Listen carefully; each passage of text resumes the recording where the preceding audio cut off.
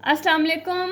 आज की वीडियो उन स्टूडेंट के लिए बहुत इम्पॉर्टेंट है जो ये नहीं जानते कि हमने he is better than I लिखना है या फिर he is better than me लिखना है।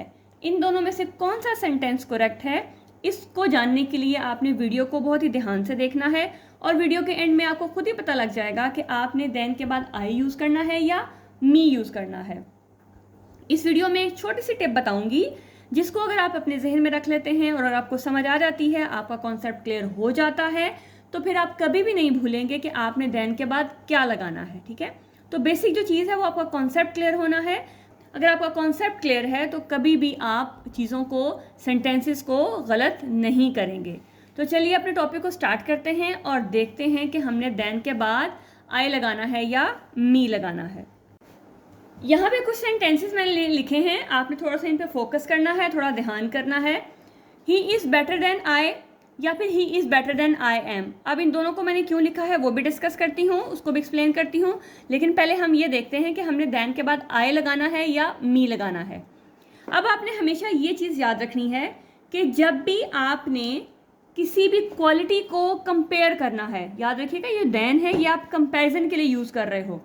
ठीक है, आप देन का यूज़ कर जब आपने एक चीज़ को दूसरे से कंपैरिजन के तौर पे यूज़ करना है, तो यहाँ पे देन जो है वो एज अ कंजक्शन यूज़ होगा क्योंकि ये दोनों को कंबाइन कर रहा है। ठीक है, अब यहाँ पे देखिए मैं क्वालिटी को डिस्कस कर रही हूँ कि he is better than I, कि वो मेरे से ज़्यादा बेहतर है।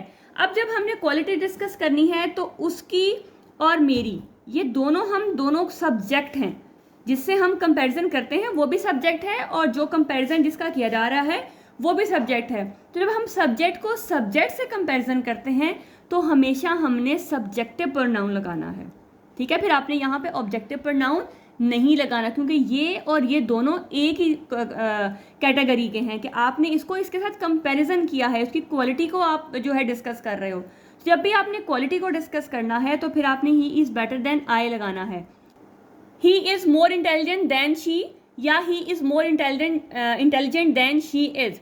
He is more experience than he. अब देखिए दोनों के एक्सपीरियंस की बात हो रही है, तो ये भी सब्जेक्ट है और ये भी सब्जेक्ट है, तो दोनों क्योंकि एक ही कैटेगरी के हैं, तो जब आपने एक ही कैटेगरी के चीज़ों को कंपेयर करना होता है तो आप हमेशा सब्जेक्ट को सब्जेक्ट से कंपेयर करते हैं।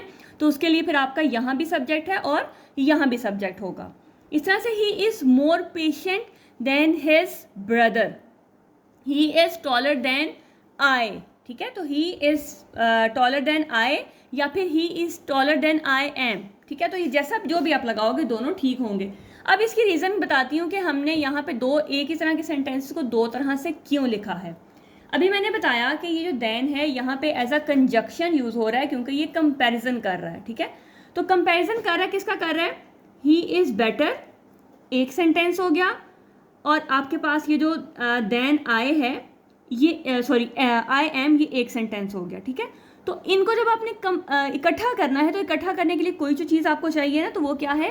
देन, क्योंकि जब आप दो चीज़ों को कंपेयर करते हो तो आप हमेशा देन को यूज़ करते हो। तो आई एम और आई में क्या डिफरेंस है? कोई डिफरेंस नहीं है, दोनों तरह से चलता है। जब एज अ स्टूडेंट आपने फॉर्मल जो आपकी राइटिंग है पेपर में जब आपने लिखना है तो फिर आप आई एम लिखते हैं। सिर्फ ये फ़र्क है कि ये आप फॉर्मल लैंग्वेज में यूज़ करते हैं, जबकि जो इनफॉर्मल लैंग्वेज है उसमें आप आई को यूज़ करते हो। तो सिर्फ आपने क्या होता है कि ये जो देन है ये एज अ ब्रिज एक काम करेगा जो इन दोनों सेंटेंसेस को, दोनों पार्ट्स को मिलाएगा, क्योंकि ये दोनों एक तरह के हैं, दोनों पैरेलल चल रहे हैं ना, दोनों को बैलेंस करने के लिए हमने देन का यूज़ किया है। तो ही इज़ बेटर और आई एम दो पार्ट्स हैं, तो दोनों को कंपेयर करने के लिए, मिलाने के लिए जो हम कंजक्शन यूज़ करेंगे वो है देन। फॉर्मल राइटिंग लिख रहे हैं तो आप आई एम लिखोगे, अगर आप इनफॉर्मल राइटिंग लिख रहे हैं तो फिर आप आई लिखोगे, लेकिन दोनों ही चलते हैं, कोई ऐसा हार्ड एंड फास्ट रूल नहीं है, दोनों ही तरह से सेंटेंसेस को लिखा जाता है। He is better than I भी लिखा जाता है फॉर्मल इनफॉर्मल में, और he is better than I am भी लिखा जाता है। लेकिन सिर्फ थोड़ा सा फोकस कर लें कि अगर आपने राइटिंग लिखनी है, पेपर लिख रहे हैं, तो अगर लिखते हैं तो भी ठीक है, नहीं लिखते तो भी उसको ठीक कंसिडर किया जाता है। इस तरह से he is more intelligent than she या फिर he is more intelligent than she is, दोनों ही ठीक सेंटेंसेस हो गए, ठीक है। तो ये याद रखना है कि जब भी हमने क्वालिटी को डिस्कस करना है, क्वालिटी को कंपेयर करना है, मेरी क्वालिटी को मैं दूसरे से कंपेयर कर रही हूँ क्योंकि मैं भी सब्जेक्ट हूँ, वो भी सब्जेक्ट है, दोनों एक ही तरह के, तो हमने हमेशा देन के बाद जो हमारा सब्जेक्टिव प्रोनाउन है, जो कि अगर यहाँ पे ही है तो यहाँ पे भी वो आई रहेगा। अगर यहाँ शी है तो जिसके साथ आप कंपेयर कर रहे हो, आई के साथ कर रहे हो, ही के साथ कर रहे हो, दे के साथ कर रहे हो, तो वो वही रहेगा, उसको आप देम में, हिम में, हिज में चेंज नहीं करोगे, ठीक है। तो चलिए अब बात करते हैं कि हमने मी कब यूज़ करना है। मी हम तब यूज़ करते हैं जब हम वर्ब को कंपेयर करते हैं, मतलब एक्शन को कंपेयर करते हैं।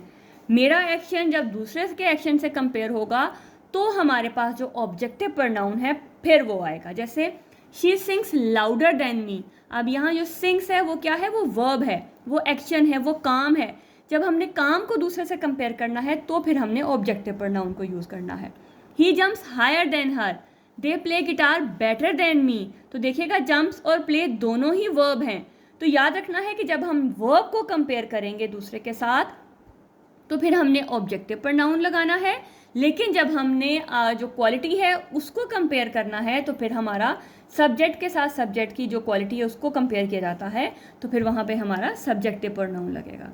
तो आई होप कि आपको डिफरेंस क्लियर हो गया होगा कि कब हमने मी लगाना है और कब हमने आई यूज़ करना है। जब वर्ब की बात होगी, वर्ब के साथ दोनों का आपने एक्शन को डिस्कस करना है तो आपके पास ऑब्जेक्टिव प्रोनाउन आएगा, और जब आपकी क्वालिटी की बात होगी तो फिर आपका सब्जेक्टिव प्रोनाउन आएगा।